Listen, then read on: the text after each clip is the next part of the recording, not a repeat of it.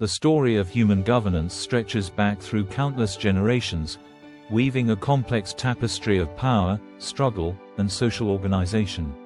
From the earliest moments when small groups of people first began to structure their collective lives, systems of leadership and control have shaped the way societies function and evolve. In the distant past, human communities started with simple survival-based structures. Small groups of hunters and gatherers needed ways to make decisions that would keep everyone alive.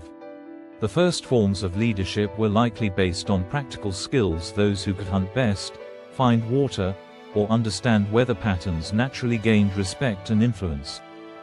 Prehistoric tribes operated on a basic system of shared responsibilities. Elders would typically guide important choices, using their accumulated wisdom and experience. These early leaders weren't chosen through complex voting or formal processes. Instead, their authority grew from demonstrated ability to protect and provide for the group. As human settlements became more permanent, governance started to change. Agricultural communities required more structured approaches to managing resources, resolving conflicts, and planning for future needs. Small villages began developing more complex social hierarchies. Some individuals became specialized in specific roles: religious leaders, warriors, craftspeople, and administrators. The earliest known structured governance systems emerged in river valleys, where agriculture could support larger populations. Mesopotamia, with its city-states like Ur and Uruk, represents one of the first places where sophisticated political structures began to take shape. Here, religious and political power often merged. Rulers claimed divine right to govern, connecting their authority directly to spiritual beliefs. In these early civilizations, governance was rarely democratic in the way we understand today. Power was typically concentrated in the hands of a small group, usually male leaders from wealthy or noble families. Kings, priests, and military commanders made most significant decisions. Common people had limited say in how their societies were run. Different regions developed unique approaches to governance. In ancient Egypt, the pharaoh was considered a living god, with absolute power over every aspect of society. Priests and scribes formed a complex bureaucratic system that supported the ruler's authority. Every decision, from agricultural planning to religious ceremonies, flowed through this hierarchical structure. Meanwhile, in other parts of the world, different models were emerging. Indigenous societies in the Americas often used more collective decision-making processes. Tribal councils would discuss important matters, seeking consensus rather than imposing top-down rules. Leaders were chosen based on their wisdom, ability to communicate, and commitment to community welfare. The Greek city-states represented another significant evolution in governance systems.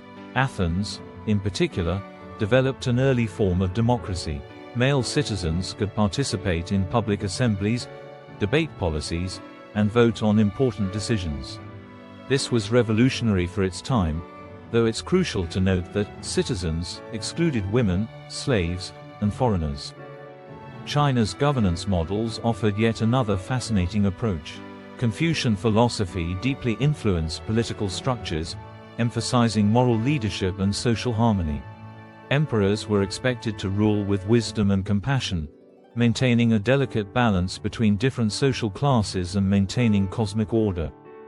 As societies grew more complex, governance systems became more sophisticated. The medieval period saw the rise of feudal structures in Europe, where land ownership and military service created intricate networks of power and obligation. Kings granted land to nobles, who in turn provided protection and resources to smaller landowners and peasants. Religious institutions played a massive role in governance during this era. The Catholic Church wielded enormous political power, often competing with secular rulers for control and influence. Papal decrees could impact entire kingdoms, and church leaders were key players in diplomatic negotiations and political decision-making. In the Islamic world, caliphates developed complex administrative systems that were often more advanced than their European counterparts. Cities like Baghdad became centers of learning and bureaucratic innovation. Rulers maintained sophisticated tax systems, postal networks, and legal frameworks that supported large, diverse populations. The Renaissance period brought significant changes to governance models. Increased trade, exploration, and cultural exchange challenged traditional power structures. New ideas about individual rights and government's role began to emerge. Philosophers like Machiavelli started analyzing political power more systematically, moving beyond purely traditional or religious explanations. European monarchies became increasingly centralized during this time. Kings and queens developed professional bureaucracies, standing armies, and more consistent legal systems. The concept of the nation-state started taking shape, with clearer boundaries and more organized approaches to internal and external governance.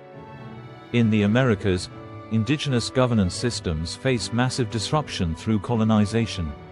European powers imposed their political structures, destroying complex traditional systems of leadership that had existed for thousands of years. This violent transformation had profound and long-lasting consequences for indigenous communities. The Industrial Revolution and subsequent political movements dramatically transformed governance worldwide. Democratic principles began spreading more widely, challenging absolute monarchies and colonial power structures. The American and French revolutions represented critical moments in this transformation, introducing radical ideas about citizen rights and governmental accountability. The 19th and 20th centuries saw extraordinary changes in how societies organized themselves politically. Colonial empires gradually dissolved, with numerous countries gaining independence and establishing their own governance systems. These new nations often struggled to create stable political structures, balancing traditional cultural practices with modern administrative needs. World wars and global conflicts pushed governance systems to adapt rapidly.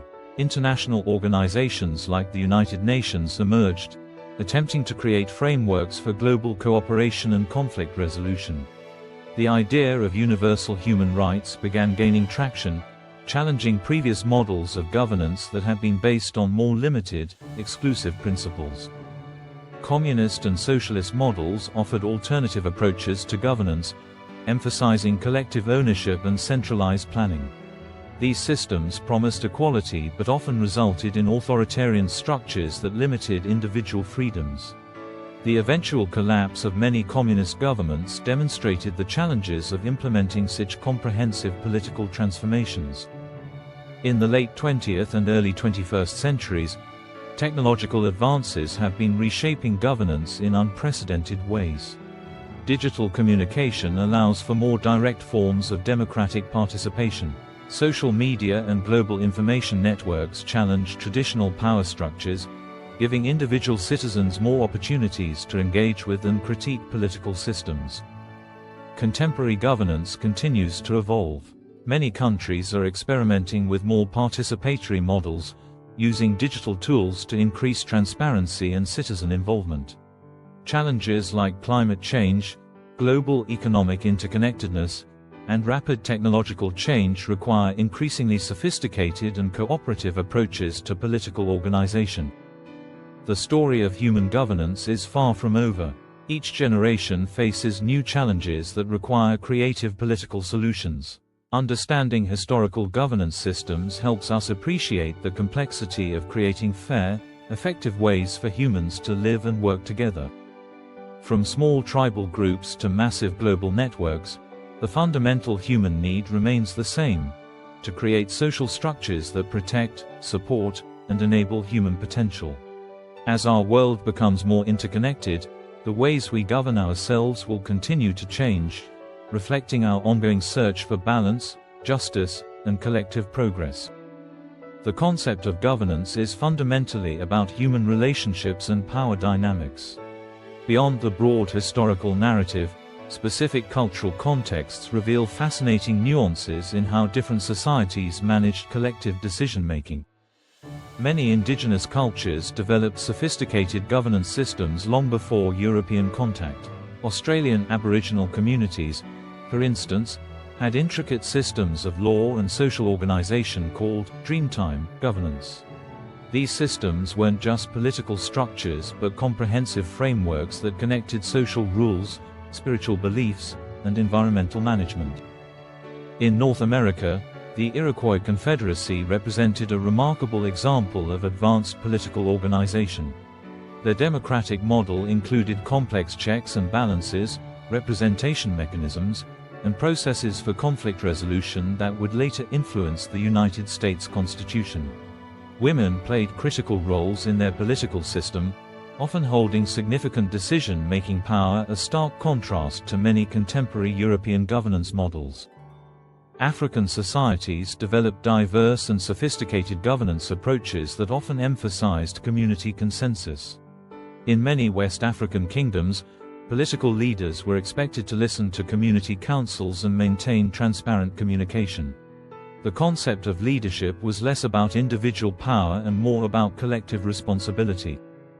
The Kingdom of Great Zimbabwe showcased an advanced administrative system that managed complex trade networks and maintained sophisticated urban infrastructure. Archaeological evidence suggests highly organized social structures with nuanced approaches to resource management, taxation, and interregional diplomacy. Beyond China's imperial systems, other Asian cultures developed unique governance approaches. Japan's feudal system, with its intricate samurai code and regional governance structures, represented a complex social organization that balanced individual warrior ethics with broader community needs. In India, ancient texts like the Arthashastra provided detailed guidelines for administrative practices, covering everything from taxation principles to diplomatic strategies. These texts demonstrated sophisticated understanding of governance as a multifaceted discipline requiring deep strategic thinking. Digital technologies are fundamentally reshaping how societies organize themselves. Blockchain technologies, for example, offer potential for more transparent and decentralized decision-making processes. Some experimental governance models now use digital platforms to enable more direct citizen participation, challenging traditional representative democracy models. Artificial intelligence is beginning to play roles in administrative processes, helping governments analyze complex data, predict social trends, and develop more targeted policy interventions. However, this also raises critical ethical questions about algorithmic bias and the potential for technological systems to perpetuate existing social inequalities. Climate change represents a critical test for existing governance systems. Traditional national boundaries seem increasingly inadequate when addressing global environmental challenges.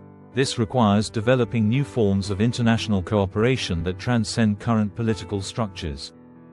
Pandemic responses during the early 2020s highlighted both the strengths and weaknesses of different governance approaches. Countries with more centralized systems could sometimes implement rapid, coordinated responses, while more decentralized democracies struggled with consistent policy implementation. Looking forward, governance systems will likely become more fluid and adaptive. The rigid nation-state models of the 20th century may gradually give way to more networked, collaborative approaches. Cities and regional networks might become increasingly important political actors, potentially challenging traditional national governance frameworks. Emerging generations show growing interest in participatory models that leverage digital technologies. They demand more transparency, faster responsiveness, and greater alignment between political institutions and rapidly changing social values. At its core, governance remains a complex negotiation between individual freedoms and collective needs. No single model perfectly balances these competing priorities. Each society must continuously evolve its approach, learning from historical experiences while remaining open to innovative solutions. The most successful governance systems will likely be those that can maintain flexibility, encourage genuine dialogue, and create mechanisms for peaceful conflict resolution. They must balance respect for individual rights with broader community welfare, adapting to technological, environmental, and social changes. Governance is not a fixed destination but an ongoing human project.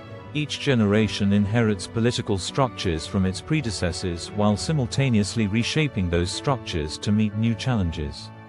The fundamental human desires remain consistent: safety, opportunity, fairness, and the ability to participate meaningfully in collective decision-making. Understanding governance history helps us appreciate both the remarkable achievements and the persistent challenges of human social organization. It reminds us that political systems are human constructs, imperfect, evolving, and always reflecting the complex dynamics of human relationships. From prehistoric tribal councils to global digital networks, the story of governance continues to unfold. It is a narrative of constant negotiation, creative problem-solving, and our collective attempt to create more just and effective ways of living together.